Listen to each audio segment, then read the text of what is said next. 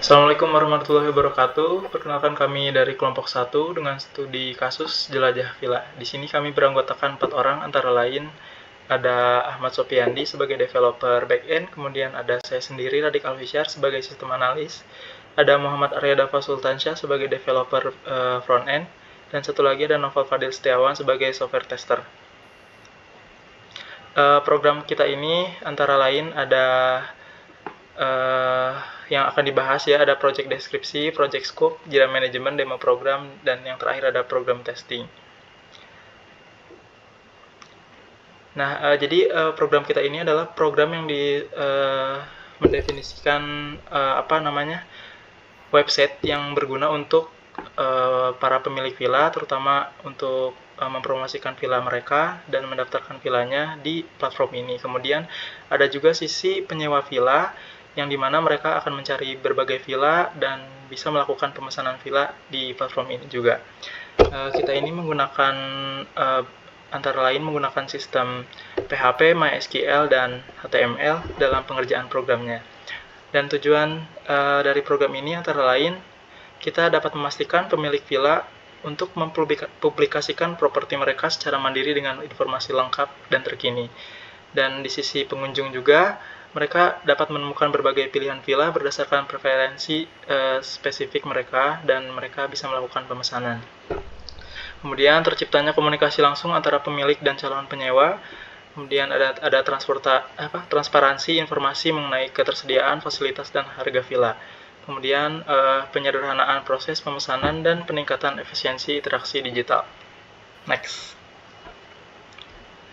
Nah, jadi di alasan dibuatnya website ini tentunya ada beberapa masalah, antara lain di sisi pemilik villa, khususnya di website-website villa yang tersedia di Google Play Store atau App Store. Mereka ini menerapkan biaya komisi untuk para pemilik villa sebesar kurang lebih 20-30% ke platform mereka gitu. Jadi kemudian juga di media sosial juga ada biaya promosi tambahan gitu.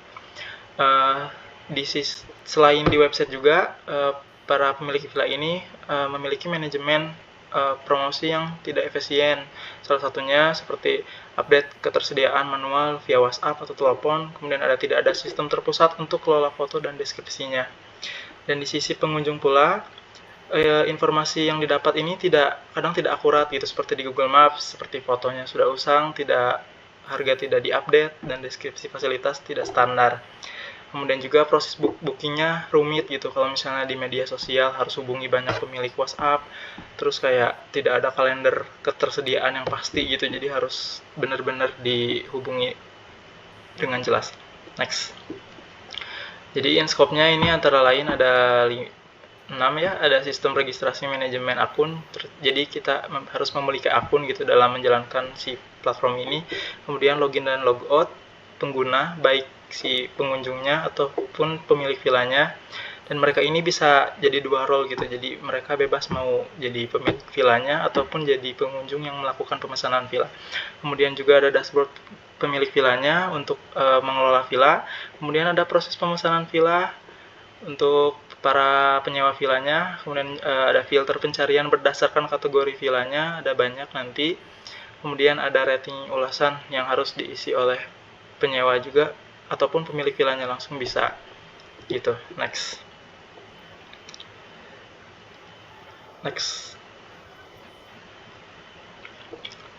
Oke, mungkin langsung ke Jira manajemen aja.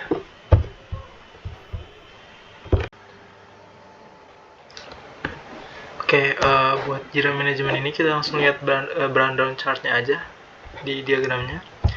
Di sini kita telah membuat 2 sprint ya selama project pengerjaan ini, mulai dari sprint 1 yang dimulai ketika sejak tanggal kurang lebih 13 Mei kita mulai progress dan berakhir sampai 29 Mei. Dan di sana soft testernya itu langsung serentak menyelesaikan si status dari progress jiranya gitu. Jadi ketika testing 1 hari langsung di down serentak di jiranya. Karena itu di sini selesainya mulai tanggal 13 sampai 29 Mei. Kemudian bila sprint 2 tidak tapi sebelumnya di sini di sprint 1 ini terdapat sprint bug-nya juga. Kurang lebih ada 2 kali sprint bug karena lumayan banyak teridentifikasi. Di sprint bug 1 ini kita menyelesaikan kurang lebih sekitar 6 harian. Hanya di tanggal dekat ke 29 Mei sekitar 5 hari Hamin 5-nya. Hamin 5 dari 29 Mei kita menyelesaikan sprint bug ke-1 ini. Kemudian setelah itu kita mengidentifikasi lagi setelah tester ternyata masih ada bug lagi. Kita bikin sprint bug 2. Di sini mulai dari tanggal di sprint tanggal setelah 1 Juni ya, setelah 1 Juni mulai mungkin 3 Juni sampai ke 9 Juni sprint bug 2 ini dapat diselesaikan. Setelah itu, setelah semuanya diperbaiki oleh developer dan bug tidak teridentifikasi lagi, kemudian kita ada program di mana program ini masih ada program lanjutan yang telah kita bahas, kita membuatnya di sprint 2. Ada sekitar mungkin 6 program ya, program susulan gitu yang di sprint 2 ini. Dan ini berakhir kemungkinan cukup cepat, sekitar mulai tanggal 10 tuh kita langsung bikin program sprint 2 dan selesai di 13 Juni. Dan itu juga kebetulan penyelesaian dari milestone 1 di tanggal 13 Juni itu. Nah, mungkin sekian manajemen Jira-nya dari kami, dan Jira ini sudah sepenuhnya telah kami selesaikan, walaupun ada beberapa program file yang tidak dapat terrealisasi, tidak dapat diperbaiki sama sekali, dan itu kami memberikan status file. Baik, ini adalah tampilan awal dari website kami. Di bagian atas terdapat pilihan seperti masuk, mencari villa, dan tambahkan villa. Namun bila kita ingin menambahkan villa, kita harus login terlebih dahulu. Bila belum login, maka akan menampilkan pesan seperti ini. Silakan login terlebih dahulu. Dan akan langsung diteruskan ke tampilan login. Nah, di sini kita bisa login, namun bila kita belum memiliki akun, kita bisa register terlebih dahulu. Nah, tampilan registernya seperti ini.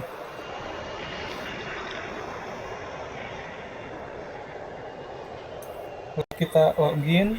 Di sini kita bisa mencari berdasarkan kota dan harga, dari yang terkecil sampai yang terbesar. Misal, 1 juta akan menampilkan dari yang terkecil sampai dengan terbesar, yaitu 1 juta. Di sini juga kita memiliki filter seperti di pantai, pegunungan, ataupun tengah kota. Jadi, villa-villa yang sesuai filter tersebut akan masuk ke dalam filter tersebut. Lalu, bila ingin mencari villa, kita bisa men-scroll ke bawah. Di sini kita bisa melihat alamat villa, gambar, dan harga villa, dan juga rating yang sudah diakumulasi. Dan bila ingin melihat detail villa, kita bisa menekan tombol lihat detail di sini.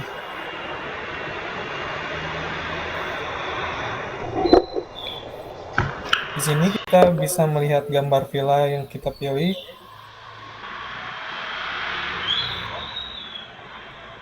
deskripsi villa, harga, check-in dan check-out kita bisa memilih, fasilitas, informasi detail seperti informasi umum, lalu lokasinya yang sudah terhubung dengan Gmaps, dan juga kita bisa menuliskan komentar atau ulasan kita dan bisa memberikan rating juga. Lalu di paling bawah kita bisa melihat ulasan dari pengunjung sebelumnya dan juga rating yang diberikan.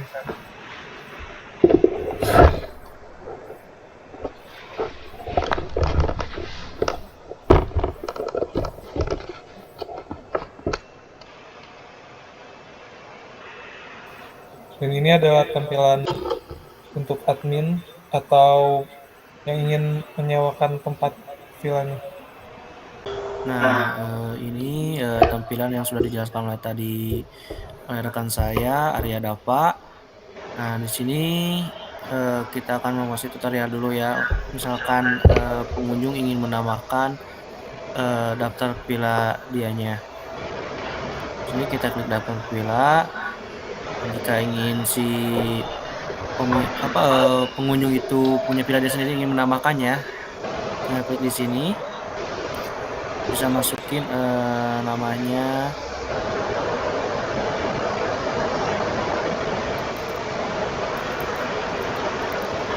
lokasi, harga, deskripsinya, langsung aja ya. Fasilitas, nama pemiliknya, terus bank, nama rekening, kontak, email. Nah, di sini ada kategorinya. Misalkannya si villa itu tuh berada di pantai, bisa diklik pantai. Nah, ini mau buat masukin alamat email, bukan alamat email ya, alamat lokasi villanya tuh di mana, biar nanti muncul titik lokasinya di mana. Nah, ini bisa memasuki foto villanya. Kalau foto villa yang pertama, yang kita pilih pertama itu bakal menjadi tampilan awal, sisanya itu bakal menjadi foto fasilitas. Kita ini aja, biji,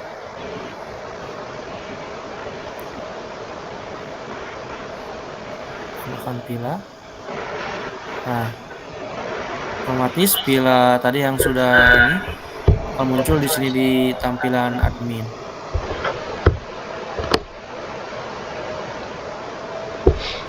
Nah, nanti juga bakal muncul di sini di bagian penggunanya, tampilan pengguna. Nah, kalau ingin mencari di sini tinggal pilih aja, misalkan di Bandung dengan harga 1,5. Kita cari. Nah, nanti muncul dari harga yang 1,5 dan juga di bawah harga 1,5. Tuh. Tambah lagi. Nah, ini yang tadi sudah dibilang oleh rekan saya. Kalau misalkannya kita ingin mencari villa yang ada di pantai, penggunaan tinggal klik aja. Nanti muncul villa yang berada di pantai.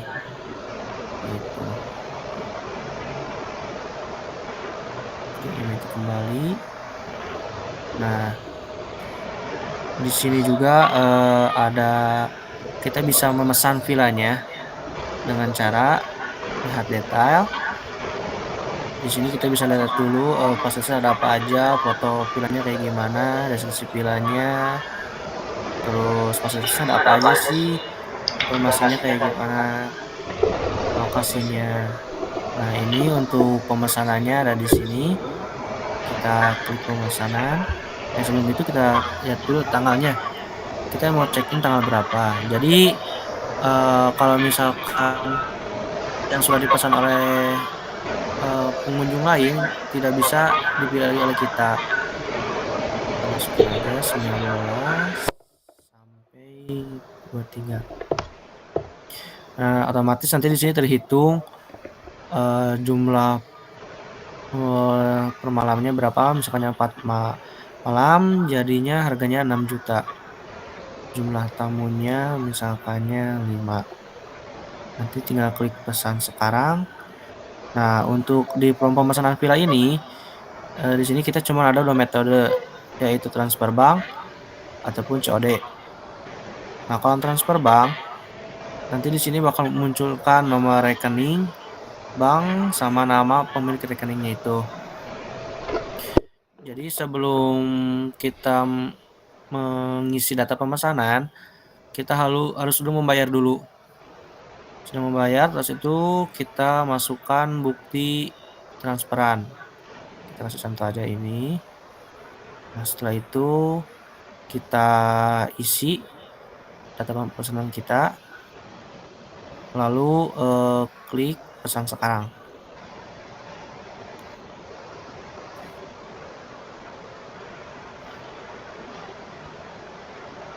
Nah, nanti akan si data pesanan si pengunjung itu bakal tampil di riwayat pemesanan. Nah, nanti di sini ada nama vilanya, tanggal check-in-nya, jumlah tamu, total harga, status konfirmasi, dan metode pembayarannya. Di status konfirmasinya masih pending karena belum dikonfirmasi oleh pemilik vilanya. Tapi nanti ke pemilik villa bakalan ada email yang masuk. Contohnya seperti ini.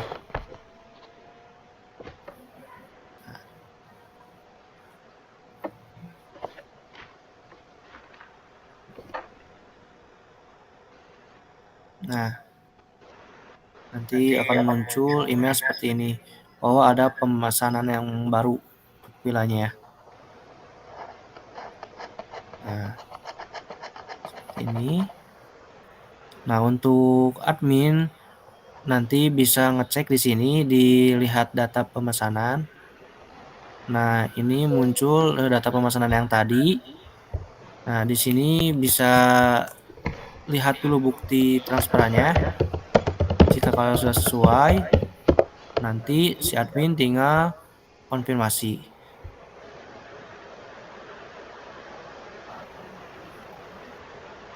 Nah, nanti kalau misalkan sudah dikonfirmasi, bakal ada email yang masuk ke si penyewanya itu. Nanti bakal seperti ini ya, bentar. Kalau sudah dikonfirmasi, nanti ke penyewa bakal muncul seperti ini. Pesanan telah dikonfirmasi. Seperti itu. Nah, di sini juga si pemilik villa bisa menghapus jika yang sudah dikonfirmasi. Tinggal klik ini dan hapus supaya tidak banyak. Gitu. Nah, nanti si penyewa itu bisa lihat data pesannya di sini. Nah, ini yang sudah tadi dikonfirmasi oleh si pemilik villanya. Nah, seperti itu. Oke, kita lanjut ke bagian testing, di mana tester tuh udah membuat beberapa test case. Misalnya di sini tertampil ada form beberapa hasil yang telah diuji. Misalnya di sini ada form khusus test case registrasi, terus kemudian ada login, dashboard pemilik, kemudian ada data pemesanan villa, menambahkan villa, mengedit villa, melihat data pesanan, menghapus informasi villa, kemudian ada searching villa di bagian dashboard, terus ada dashboard jelajah villa, kemudian ada detail pemesanan villa untuk pemesan atau penyewa, kemudian ada pengguna memesan villa, lanjut ada riwayat pemesanan, dan terakhir ada logout pengguna. Dimana di sini tertulis ada beberapa case yang tertulis pass atau di line warna si selnya warna hijau, berarti artinya itu pass atau si expected result sama actual resultnya sudah sesuai yang diinginkan oleh si user dan yang ditampilkan oleh si webnya. Misal kita masuk ke halaman login, kita coba di halaman login. Di login di sini, misal kita menginputkan username yang tidak valid dan password yang valid. Misal kita coba dibuka default programnya, masuk ke halaman login.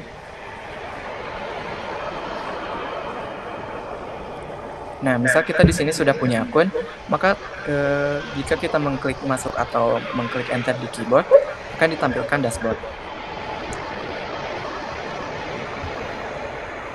Oke, sesuai data yang tadi di test case, untuk tes skenario-nya berarti artinya pass, karena expected dengan actual result-nya sesuai. Oke, kita coba lagi mungkin di login. Oke, untuk di bagian form registrasi di test case-nya tertulis bahwa jika user memasukkan username atau password yang telah digunakan saat login, dia akan menampilkan pesan. Nanti kita coba di form pendaftaran, kita coba masukkan data yang telah dibuat. Maka si program akan menampilkan Username sudah digunakan, silakan pilih username lain. Atau misalnya password sudah digunakan, gunakan password lain. Dan di sini juga ada border untuk pengisian password, di mana minimal untuk pengisian password itu 6. Dan kita coba untuk tes, misalnya ngisi di bawah 50, maka akan ditampilkan